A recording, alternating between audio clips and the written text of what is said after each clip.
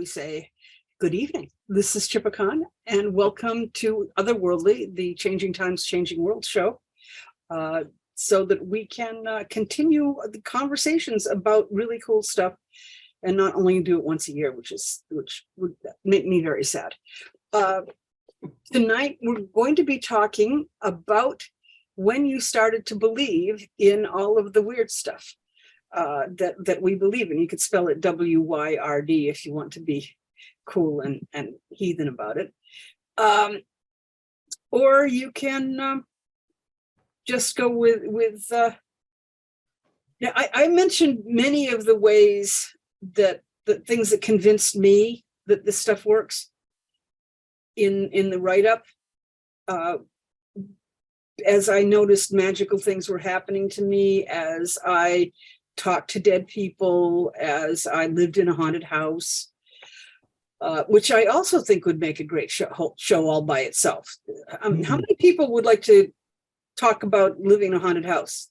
So we do that one as a show sometime? Yeah. Yeah, I'll vote for that. And but sounds like fun. I will say that I grew up during the occult revolution, which is, it may or may not have been a thing. It may be a constantly recurring thing, as Oberon Zell said it is his workshop last November. I have been thinking about it all day, and I am thinking that I look at all of these things that happened to me, and to a certain extent, my experience is my belief is based on the fact that I trust my own experience. And I decided that's a really stupid reason to believe anything, because you can't always trust your perceptions. Apparently in law enforcement, the eyewitnesses are some of the least reliable sources. Oh yeah. And I was watching TV once, and I saw a model, I think Cheryl Teague or somebody, say, well, how'd you get to be the top model in the world? Oh, I fucked around. And I would have sworn to you, I would have bet my children's lives that she'd said I slept around. That's what I heard. But it was on the freaking news at noon. It was talked about. I mean, she said the F word, because the next thing she said, you can bleep that out, can't you? And they like, no, we're live. and the next day they had put a 5-second delay in. But well, you heard what you expected to hear. I heard exactly.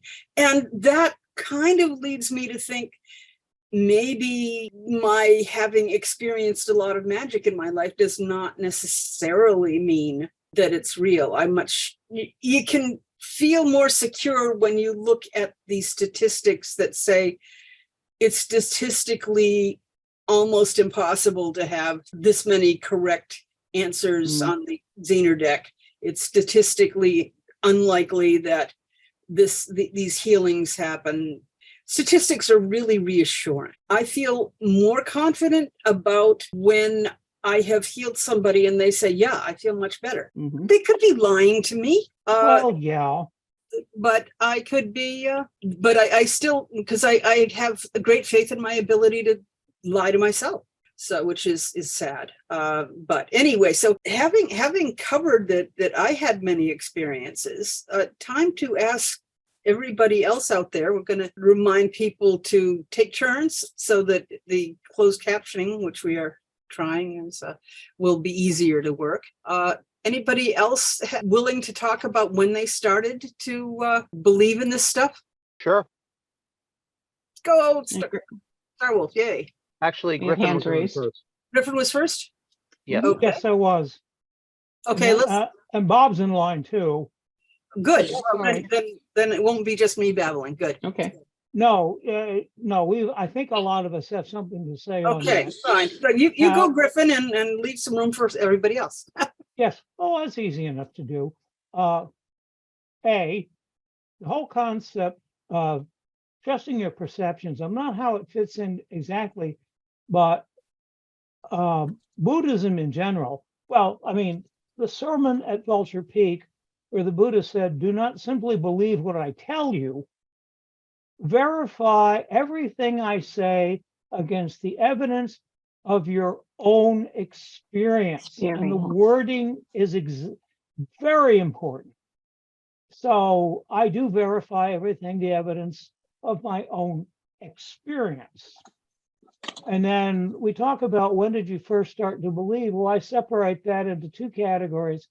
When did I first start believing in general? And when did I start believing that I was somehow involved? And believing in magic actually goes back quite a distance, almost back to the original transcendental meditation days in the 60s and the Buddhism a little later on, where I realized, okay, as an engineer, I can look around and I can see too many things to be coincidence. And I've seen Jen do things that cannot be written off to coincidence. Now, as far as believing in it for myself, well, I can thank being here every Wednesday night at Jen's, at Feather Stitch's nodding, because I began to realize from the context, oh, not only is there magic, I'm at least up to my knees in it. And that's saying a lot with him. Yeah. He's tall. Yeah, 6'2" and long legs. So I think that's very important, that my own personal commitment to the concept that, oh yeah, this is real, came about for being surrounded by people who could provide me with a framework. Thanks, oh, I'm a techno mage and a kitchen witch. Would never have known that. So that's basically my contribution and my question on that basis. And I think Star Wolf is next. Yeah, mine began about age 2. At least that's as early back as I can remember. Mostly being things like talking to spirits and having long conversations with the mouse that I thought lived in my room, but apparently wasn't actually there. And boring people with stories about my adventures with a big with a big albino buffalo. Ooh, white buffalo. Yeah, like I said, this was about when I was 2, and there was also multiple encounters with Nighthawk, not the DC character. Actually, it seems to be kind of New Haven's tutelary deity. That and Handsome Dan. Well, everything in New Haven is Nighthawk this and Nighthawk that. But I went through a period when, no, I didn't, because, well, I was growing up and, doing little boy things, mostly involving large quantities of mud and primitive hydraulic engineering, which is a fancy way of saying cutting trenches and things and seeing which direction the water would go. Yeah. You know exactly what I'm talking about, don't you, Griffin? Oh, Jesus, do I ever. Yeah. What is it about little boys and mud? It's our natural environment. Little girls in mud too. Yeah. Yeah. Little kids in general and mud. Well, I would stick a garden hose under a pile of dirt and make a volcano. Yeah, I think it's partially, to wander a bit, it's our first attempts at controlling our environment. I never got into the mud, but it made the archaeological digs in the front yard harder to do. Yeah, I had those too. Oh. The advantage of having about 1/8 of an acre of wooded stuff behind my grandparents' house, which was my version of the 100-acre wood. It's amazing how much distance there is in such a tiny area when you are, in the single digits. Oh, yeah. But for me, that's when it started. And then, like Chipicon, though I came in at the back end of the 60s occult, more into the 70s. So I was able to benefit from the fact that everybody that she was talking about had finally sat down and began writing books. Exactly. I kind of fall in between like first and second generation, like I often do in things. Mm. or between the first and the second wave. I'm kind of the Spike baby. But started when it came to magic, I don't think I ever really stopped. It's just I didn't know what to call it back then. Mm. Mhm. It Oh, was the didn't you sort read fairy tales? not really, actually. My idea of fun was digging for dinosaurs. Swiss Okay. Family Robinson, Winnie the Pooh, later Paddington. Mhm. Not so much fairy tales. Huh. Didn't really start to read those until I was a teenager, and then I realized just how brutal they were. Mm. Um, so no, I didn't get the standard, Grimm's or the color fairy books or any of that. I got, like I said, I still remember the first book I actually read, which was, like I said, Digging for Dinosaurs, which was interesting because it had a little 45 record that went along with the illustrations. It Oh, also had a little set of slides you could play too. wow. If you had I You had think one of this those was little projector things. well, no, you didn't have a projector. You needed a projector and one that would take a big card because Right. they went in order. Mhm. And I still remember because the record got scratched, and there was one about the bite of an Allosaurus into a Triceratops's spinal column. That the terrible Mm. bite, the terrible bite, the terrible bite. Walter Cronkite saying it over and over again until it skipped and said of the Allosaurus. Okay. But so most of my experience with magic is kind of self-taught or homegrown. Mm. So, making little altars out in the woods and sneaking some of my candy onto them and coming back later and it was gone because these days I know it probably was the squirrels and hopefully not dogs because mostly what I like was chocolate. Mm. I don't know if chocolate poisons squirrels, but I know it poisons dogs. Yeah. Now I do. Yeah, So, but it takes a little bit more than one piece usually.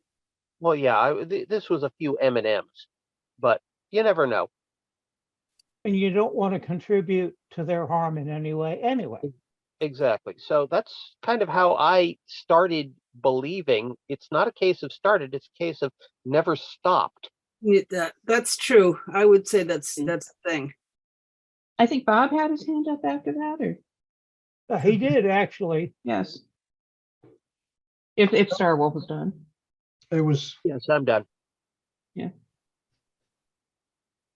I was pretty much born weird, and I used to have hysterical fits because my eye hurt, and I'd fall to the floor, and my leg did. And within 15, 20 minutes, one of my father's army buddies would show up that lost an eye or lost a leg. Ah. And that Ooh. continued. And I begged not to have any prophetic skills because when I saw anything, it was bad and I couldn't stop it. If I couldn't stop it, I didn't want to know. And my father had an interesting thing. Is I used to have the kids punching me, and I'd stand there trying to reason with them. It's like, why are you doing this? Kids that I could flatten.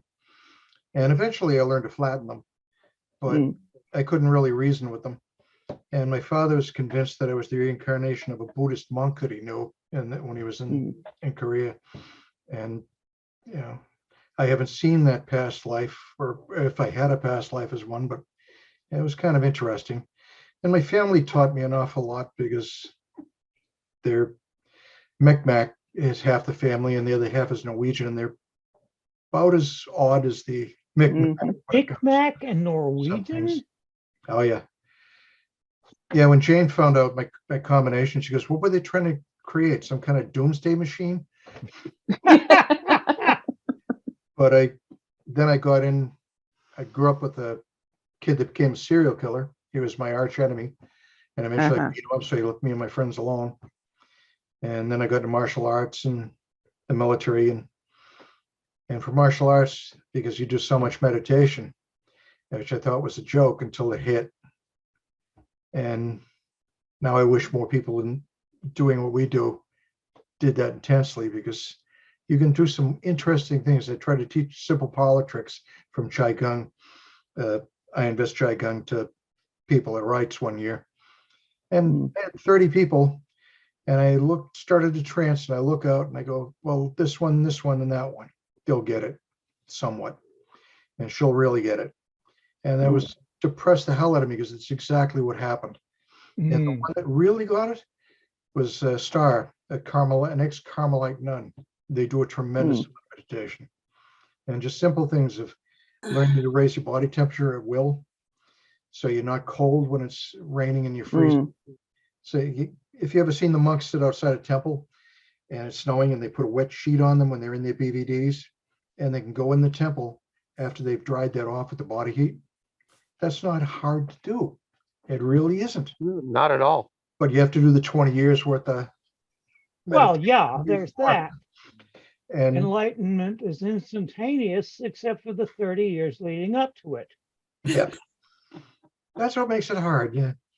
But the Micmac side, we believe that there's certain people that are touched, and they come in a childhood oddly, and they were taken away from their parents as very young children, and they were raised by other peons, the spiritual leaders. Nobody knew who they were. Right now we get, I think 7 or 8 of them, last I heard, but a chief might know one because they spend their life away from the tribe as far as being noticed. But when the shit hits the fan, people have learned to listen to them because whatever they say becomes law because they're never wrong. They've never been wrong. That's why we never lost a war. But I love seeing the pagan community grow because you see more and more children getting into this, so they don't think that, oh, they're weird, they're defective, they're monsters. No, they're the people that guided everybody else when the shit hit the fan. We're the ones that did that. We need that. Yeah. Some of the kids I see now, it's wow, they have some juice. And when we're falling down and can barely fart without breaking a bone, they're going to be doing this heavy lifting. But I've had a lot of odd experiences, and then it really came after my son died. As I got really suicidal and got into the pagan community from that, because I went there, my first rites, and I was going to kill myself 2 weeks later. And I was ecstatic because I finally found a way out, and it felt good. And one of the things the military ingrains in me, and it's not even a conscious thought, you learn to test people. You have to know who the hell they are, and quickly. So I'd say really horrible things in a light tone, and I did the littlest, tiniest people stand up to me, even though they knew what I was. And it's hard playing the asshole when you desperately want to hug them. But everything hit me sideways, and I wound up seeing my son again, and that was very much for real. And I realized I found my extended family. Been a lot of serious change, and for the better. Yeah. Very content now, and I looked at things I've done and things I can do, and I'm doing what I'm supposed to be doing. That's good. Well, it looks like we finally got something. Oh, good heavens! Here, John Beckett has made it. Something. Yeah. It's me and computers. I'm just. John, would you be? John's agreed to come back in 2 weeks to talk about the vicissitudes of why divination isn't perfect. Oh. And which I like the idea, but would you be willing to share with us about how you came, and when you were a kid, or at what point did you start believing this stuff is real? So we're going to do this tonight? Yeah, tonight we're almost to half an hour into it. I'm going to stick to the topic we've already started. Okay. And then we'll have you come back, because it's, not having this total innocent faith in divination is I think, a really good topic. And if I can get you back on it, I will. But this is turning into a really juicy one. So you missed Star Wolf pointing out that children are born magical, and most of them have it trained out of them. So Yeah. I use the word beaten. Yeah. yes, well, along with their affinity for mud. So my story is rather different. I very much on one hand, I very much wanted magic to be real. I read stories, I watched movies, I watched TV shows, and I knew that what I was watching when reading was fiction. Mm-hmm. But I figured there had to be some truth behind the fiction. At the same time, I was growing up in a fundamentalist church. And my rebellion took the form of extreme rationalism. So they want to talk about the earth was created in 6 days. No, science tells us the earth that the earth was created. The earth formed about 4 billion years ago after the universe came into existence. The Big Bang 14 billion years ago, and humans have been around in our present form for maybe 200,000 years, not 6,000 years. So I ignored magic for basically during most of the time when I was growing up. But I still, something inside me still said there's more to life than what can be measured and observed.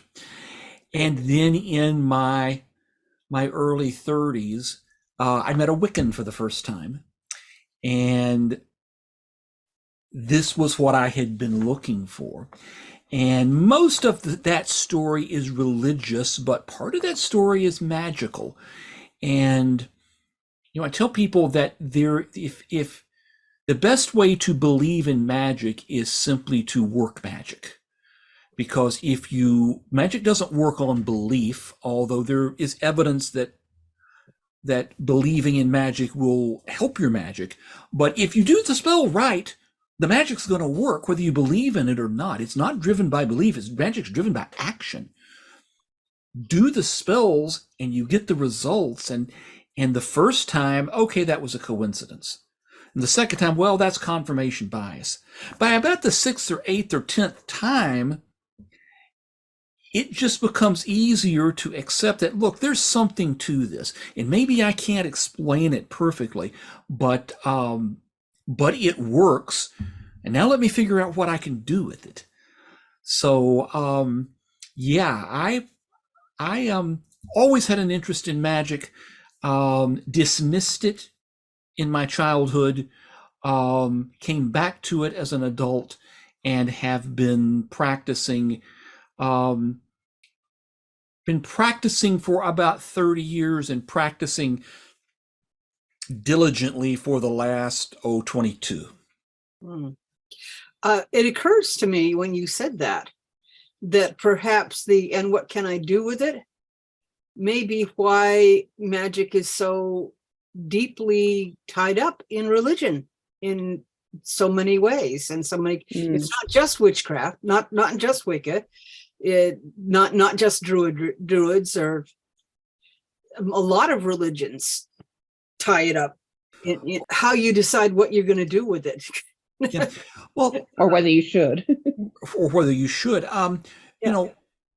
Religion and magic have always gone together because they're part of what we do. They're part of what makes us who we are. There are few religious traditions that don't have something that would be classified as magic, even if they would be horrified if you called it that. The Catholic priest who consecrates the bread and the wine and turns them into the body and blood of Christ, that's magic. Yeah, really. That's they would not call it that, but that's what it is. So you'll find magic in in almost every society until they get rational to the point that they don't want to believe in it anymore. But most societies have some pretty strict rules around magic. Who can do it and who can't? What kind of magic is acceptable?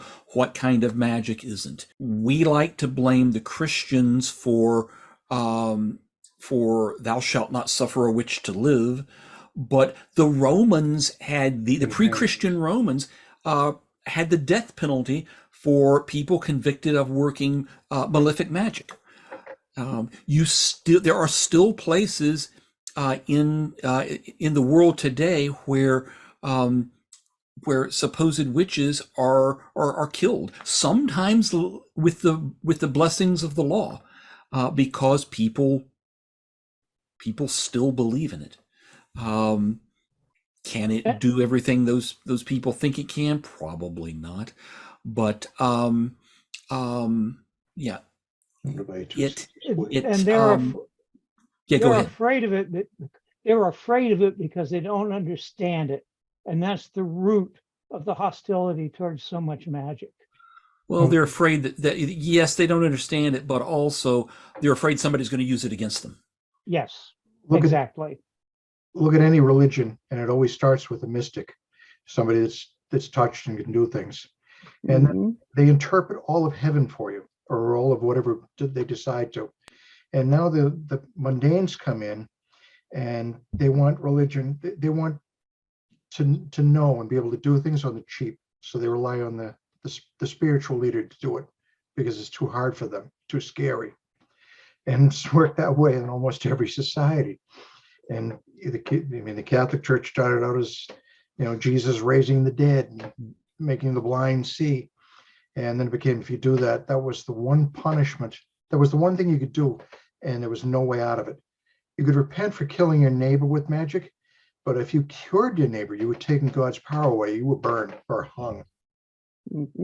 Well, the good news for us living here is that we are living in a golden age of magic and witchcraft. And it's something Ronald Hutton said, we are the only society that both believes in witchcraft and doesn't believe in witchcraft.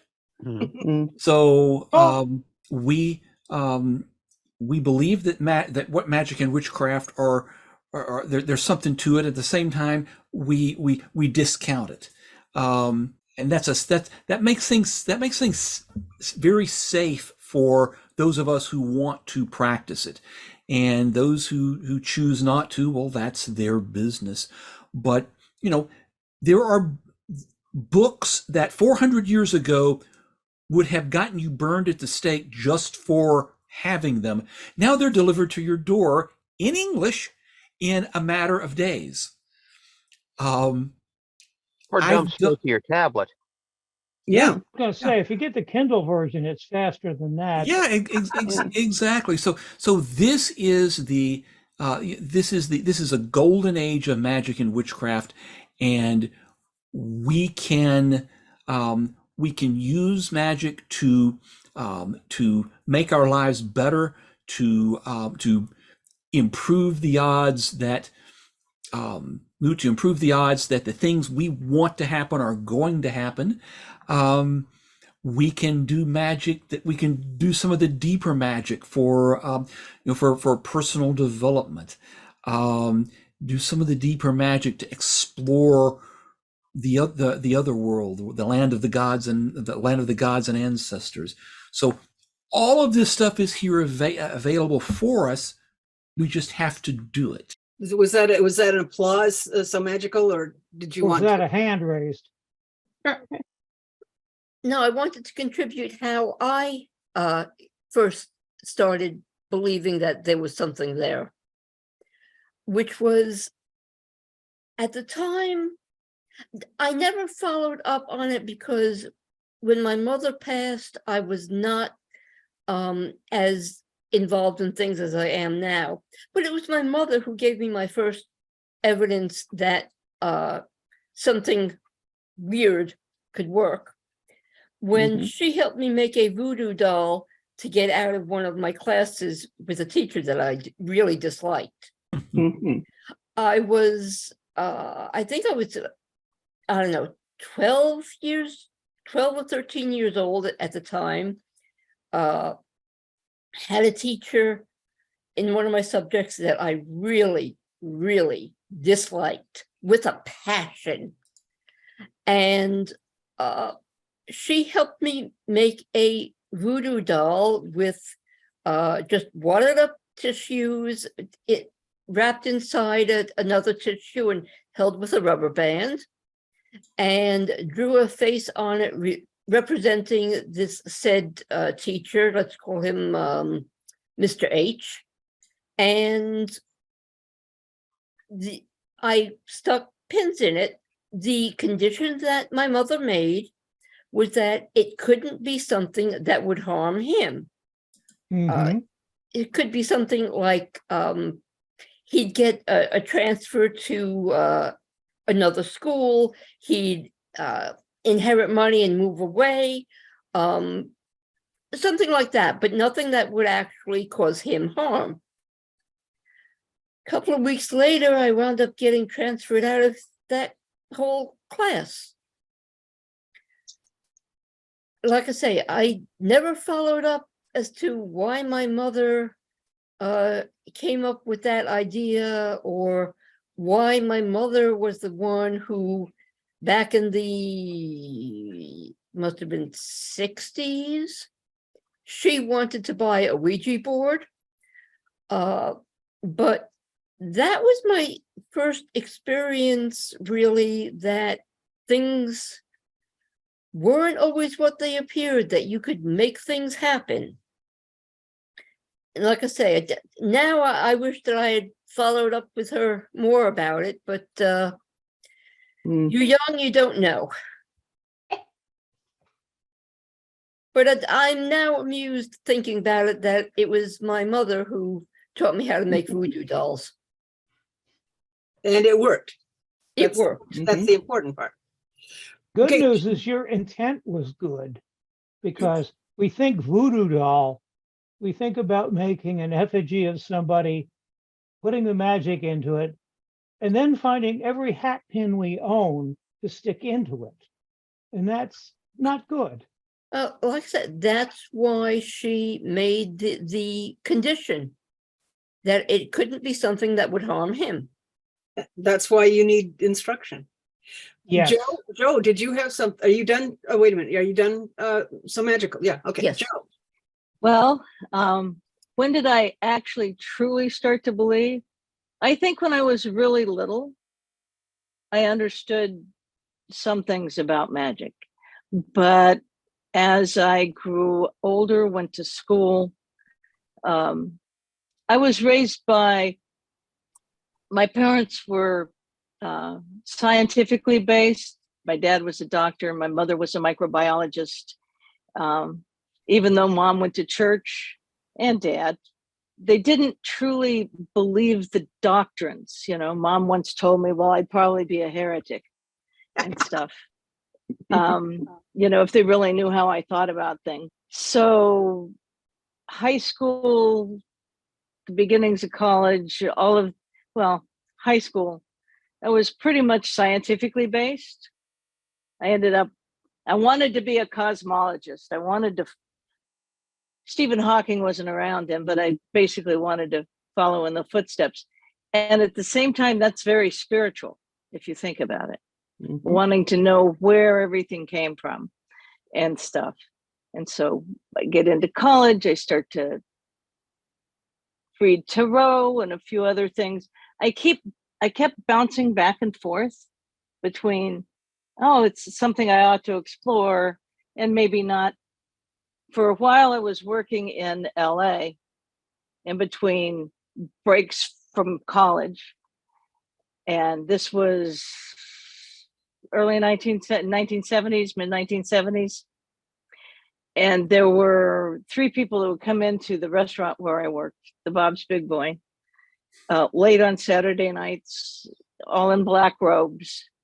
And I often wonder what would have happened if I'd asked them questions, you know, because I really didn't I came into things in probably the mid-late 80s on my own.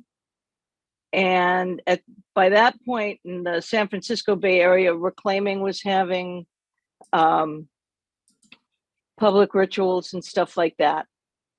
So for a long time, I did the show up at the public things, do things on my own, read, and everything was really subtle. You know, there wasn't anything that's kind of really slapped me in the face. And then I started finally, after 20 some years, to actually study a specific tradition. And this was around my mother was very, very sick at the time. And I knew there were some things that just I wasn't gonna do any kind of money work or anything like that, because the easiest way to get me something was to have mom go ahead and die.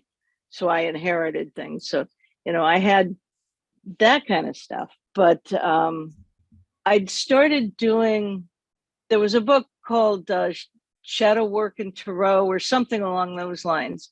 And I did one of the trance pieces in there several times. And there was a very specific place I went where I met what I called the crone, and we would have conversations. At the very beginning of my training, my teacher, who co-owned a metaphysical store, had a class for the general public on a journey to fairy, going into the fairy realm. And we went into trance and he led us, and I ended up in exactly the same place. And he described enough of it, and we walked the way I had. Mostly I went into the woods, and he was saying, don't go into the woods, you know, and he led us to where you could go down into the fairy mound. He said that, you know, the woods, you really don't want to go there because you could run into bad things. I said, okay. So I talked to him afterward and said, you know, when I've been there, and when I go there, I end up in the woods. And he said, well, you probably have a pretty strong protector around you then. Continue studying. And we were doing the temple, the Eastern Temple. And the first time we went in trance, you know, he talked about, you know, you walk through the meadow and you see an altar. Well, there were 12 people altogether in the class, and there were 3 of us that saw the same altar. When we started to describe it, each one had a different piece in the talk, and we were at the same place. And those 2 things, I really started to solidify, this is real. Okay, I have confirmation from other people of my UPG, of my personal gnosis. Fast forward 5 years studying in that tradition, and I'm an Anderson Fairy initiate. And the 3 people that were initiated out of those 12 were the 3 people, the 3 of us, that saw that same altar. Those things I can't, my logical mind can't explain away. On a side note, I think Victor Anderson once said, experience first, then believe. You don't have to believe to do this. Experience first and then believe. And that's how I ended up going into my training. Anyway, that's enough out of me. Yes. Right. So, and I was saying to Honor, it's time to unmute, and so you can share yours. Hey there. Hi.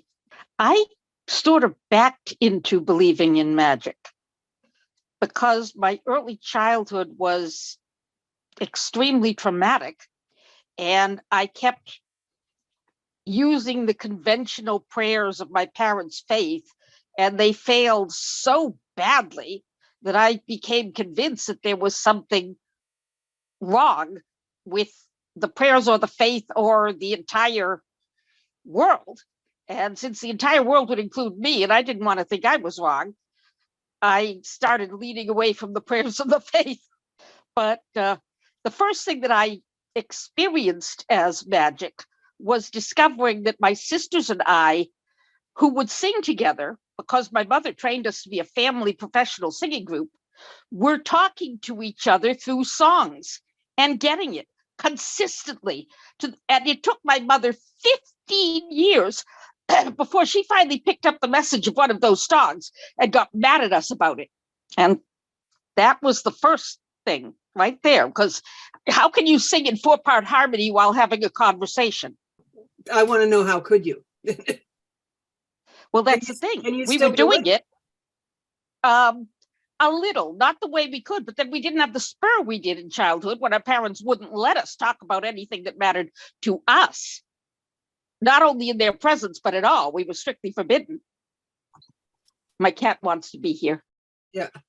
Everybody's cat wants to be here. Yeah, mine's here, so kitten.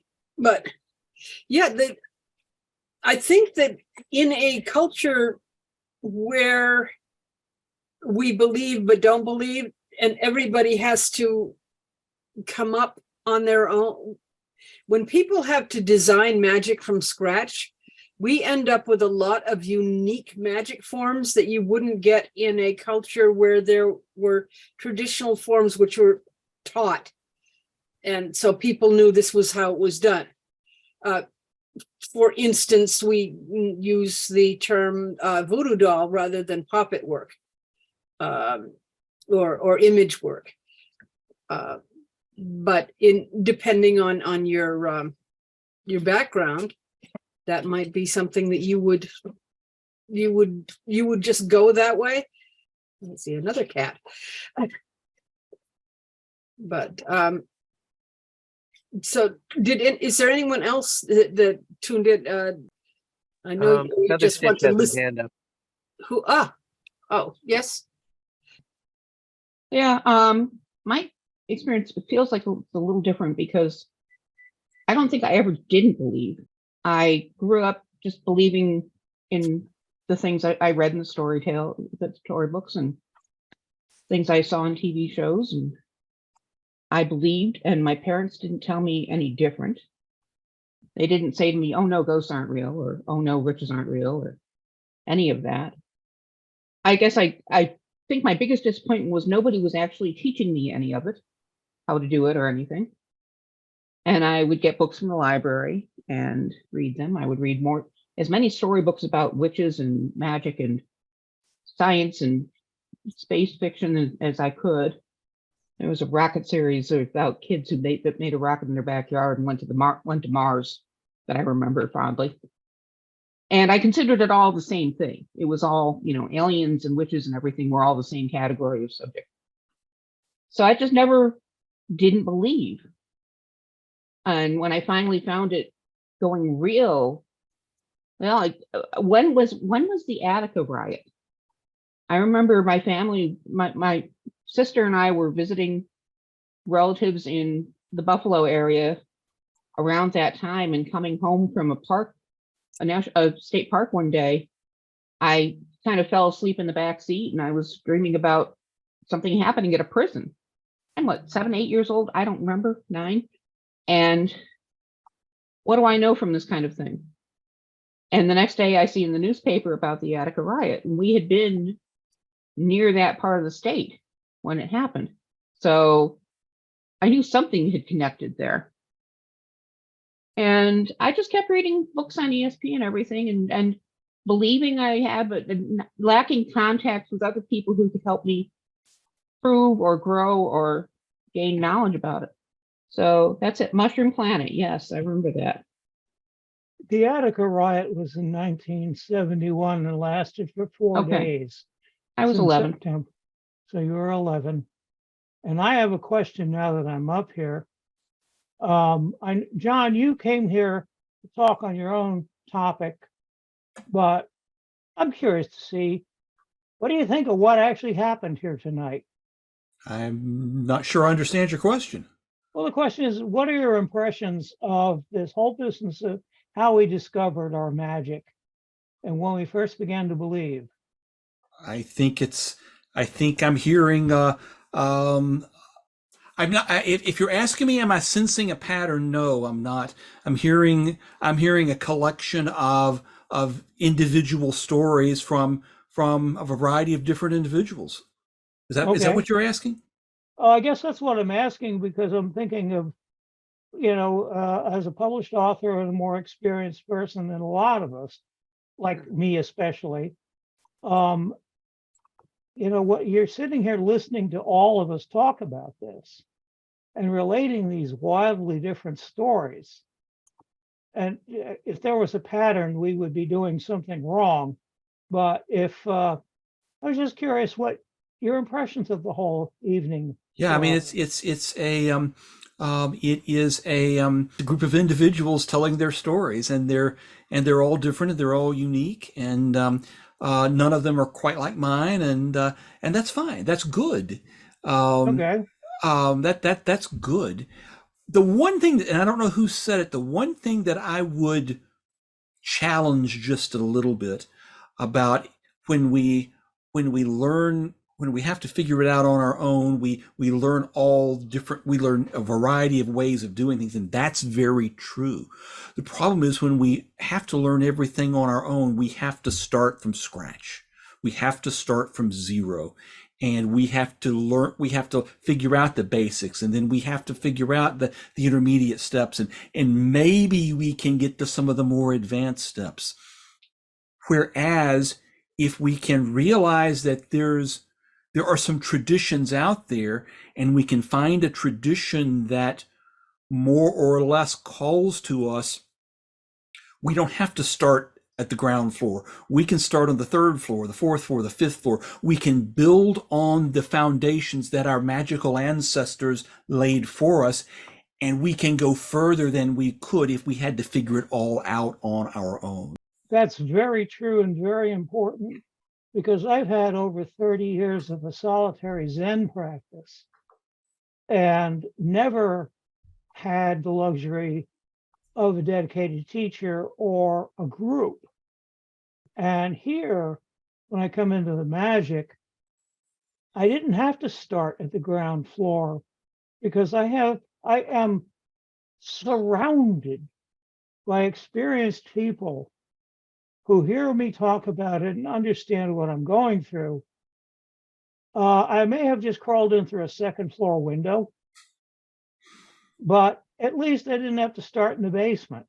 And I think that's really, and I will say this, and I've said it before, I will say it again, the only reason I have any sense of myself as a magical person, and the only reason I have any competence as a magical person, first, my wife is the one who dragged me into this. And second, everybody involved in changing times, changing worlds. Because in a sense, this is something that, without realizing it, I've looked for all my life. So there's a lot to be said for that. I'm going to plunge in there and say that happens to a lot of people. I will be forever grateful to the Wiccan movement for having essentially shoved it in the face of the standard Judeo-Christian effort and said, no, you got to accept us. But once more variations became available, suddenly you had a bunch of people who were saying, no, I'm following the heathen paths, or I'm Kemetic, or I'm Hellenic, or I'm Rum Uvula. I'm some of which I am not probably pronouncing correctly. Just as I'm sure that there are others that are, I hope, discovering Shinto and Hindu and whatever works for them, because I see religions as a way of, it's how we explain the world to ourselves. But part of my motivation, for getting Changing Times going, was because it's so frustrating for me to have us all starting from scratch, building from our own personal experiences. And we can do some amazing things, but it reminds me, I use the analogy of when the government gives its secret things out, and okay, you're going to build the rocket, and you're going to build a bomb, and you're going to build a system for targeting, and you're going to build. It's like, for goodness sake, and none of them are allowed to know what it's going with. Well, how good are you going to be if you don't know what it's supposed to be a part of? We can't, unless we can work with each other, we are not going to be able to coordinate our efforts. The people who do divination can coordinate with the people who do healing, who can do the manifestations. I just find the requirement of secrecy, which certainly in a hostile environment is a true requirement. I remember a story. I hope most of you know the name. Robin did the great tarot cards. She's an artist, Robin Wood, and Yes. she, in her first magical training, she married the wrong guy, or the right guy for some learning experience. And he kept telling her what a great magician he was, but she would ask him how to do something. He said, "Oh, you have to figure that out for yourself." And she said, well, that really she learned a great deal that way. But at the same time, it would have been so much faster and easier. She learned it deeply, but she didn't been easier if. And she turned out later he was all bullshitting, and he didn't know anything about magic, but he wanted to impress her. So, and I have a feeling that there's a lot of that going on with people who they're very excited about what they've learned, and they just want to, they like having other people be impressed with them. But when you discover, when you, whether it's with art, whether it's with athletics, whether it's with science, when you get into, if you go over and hang around with Mensons, you can find that some of them are a thoroughly joyless bunch, but some of them are a hoot. And you suddenly don't feel so smart anymore. But at the same time, you're learning so much. It's wonderful. And I think that's what I wanted the Changing Times, Changing Worlds community to do, is to give people a chance to build on what other people had learned. When somebody explains how they do something, it makes it easier for you. If I had a ambition in my life that hasn't gone away over the years, when I was a teenager, I wanted to create Xavier's School for Talented Teenagers for all the people in the world who have psychic abilities or magical abilities or whatever. And wouldn't it just be a lot easier if you had a teacher who could tell you what the heck to do? I'm sorry, Griffin, you got your hand up, and I. All right, lowered my hand, didn't unmute. It's interesting to hear you describe this, because I think about both in the magical world and in the completely boring, ordinary corporate world, what is called the silo effect. People working on different parts of a project are in their own silos. Now, for the, when you're the government and you're asking these individuals to build what is essentially a weapon of mass destruction, maybe you don't want them to know.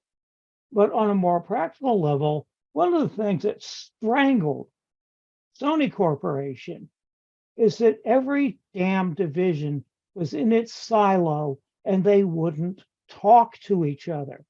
So the people who built the game consoles didn't talk to the people who built the computers, and it really hurt them. And what we do with this kind of thing is we break out of the silos, that we find out what other people are thinking, how they do things. So we have a bigger pot to choose from when we want to decide what we're going to do. And that's my thought. Well, and I noticed that it's now after 9 and we probably ought to wind up so we don't go too long.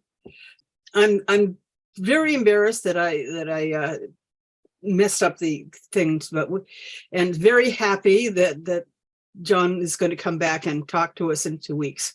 Next week, we've got Corby Mitleid, who's going to be talking to us about past lives and how that can help us. And that's going to be fun. Never avoid making suggestions to me of things that we ought to be talking about. Anybody have any final things they'd like to hear before we leave? Was that a wave or was that a? No, that was a Diane. Come on, Diane. So what do you want, Diane? Well, I agree with everything you just said.